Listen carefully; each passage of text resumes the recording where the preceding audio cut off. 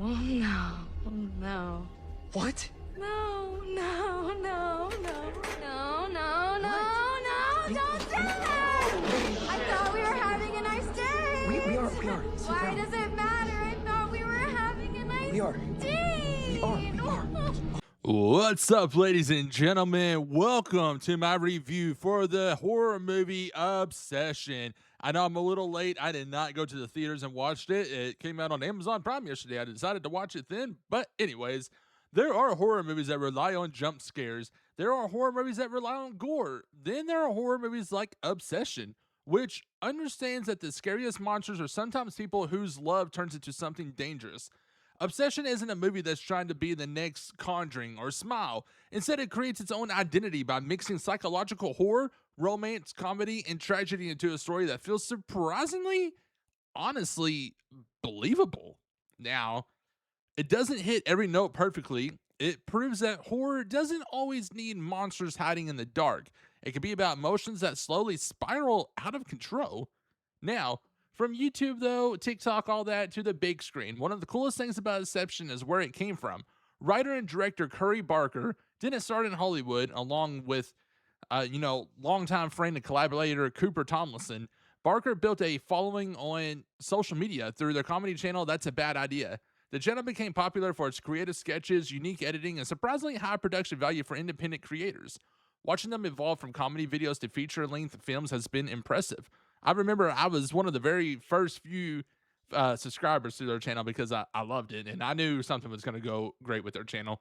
But their first major breakout with Milk and Cereal showed they could make audiences laugh and scare them on a small budget.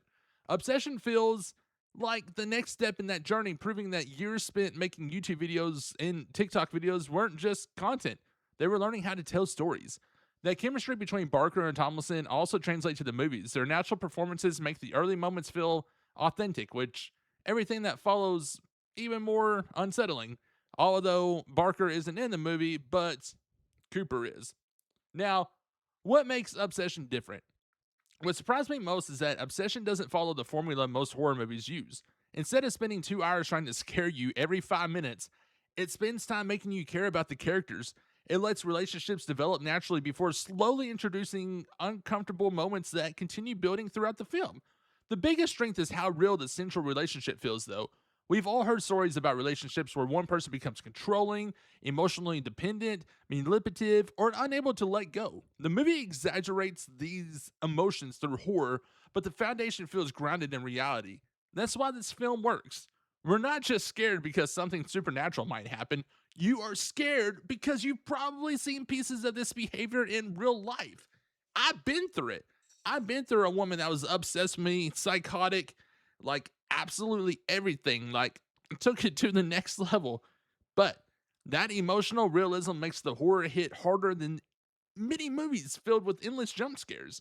Now, this movie does several things right.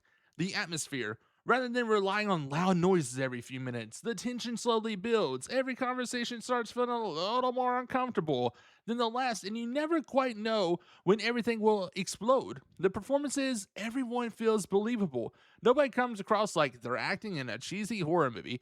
The conversation feels natural, and because of that, the emotional moments land much harder. The balance of genre. Very few movies successfully blend comedy, romance, drama, and horror without feeling messy. Obsession somehow makes it work. The comedy isn't there to ruin the tension, it makes the characters feel like real people. Then, when things become disturbing, you feel like you're watching friends spiral into something terrible instead of watching horror movie stereotypes. Now, I'm not going to spoil the movie or anything like that, but there is a death scene in the movie which is pretty crazy. Like, it is wild, but it respects the audience. One thing I appreciated was that the movie doesn't constantly explain everything.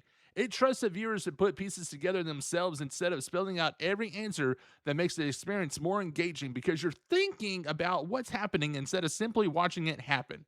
Now, what it does that other horror movies don't. This is where Inception really stands out. Most horror movies ask, how do we make the audience scared? Obsession asks, how do we make the audience uncomfortable? There's a huge difference. The horror comes from emotional manipulation, unhealthy attachment, loneliness, and the fear of losing someone. Instead of making the villain purely evil, the movie shows how obsession can grow out of the love that's been twisted beyond recognition. That makes the story feel tragic as much as it feels scary. There aren't many horror films willing to spend this much time exploring the psychological behind unhealthy relationships, and that's what makes Obsession memorable. Now, the negatives, the movie is not perfect. The pacing during the middle section slows down more than it probably needed to. Some scenes linger a little too long, and viewers expecting constant horror may become impatient, waiting for the next major scare. Because so much attention is given to the relationship and emotional drama, some horror fans may feel the movie doesn't deliver enough traditional scares or shocking moments.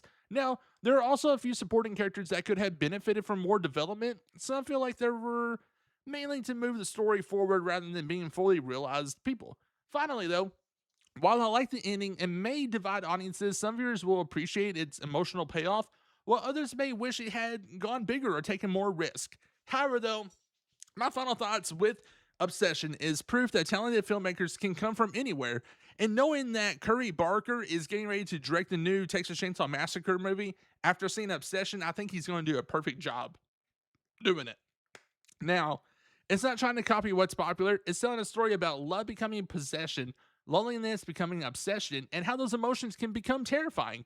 While the slower pacing and lack of constant scares won't work for everyone, I think that's also what makes this movie unique.